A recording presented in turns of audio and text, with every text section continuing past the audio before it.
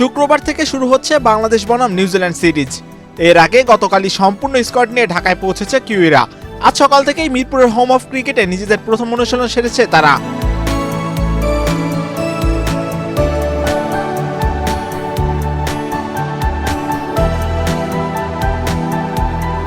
পদ্মা সেতু, metro rail এবং elevated expressway নির্মাণের গর্বিত অংশীদার বসুন্ধরা সিমেন্ট।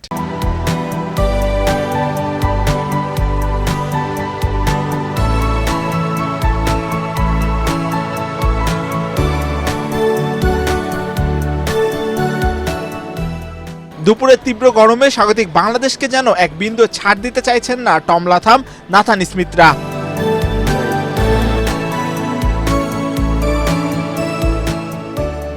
সূচি অনুযায়ী 17 এপ্রিল সকাল 11টায় মিরপুর শেরেবাংলা ক্রিকেট স্টেডিয়ামে শুরু হবে 3 ম্যাচের ওয়ানডে সিরিজ।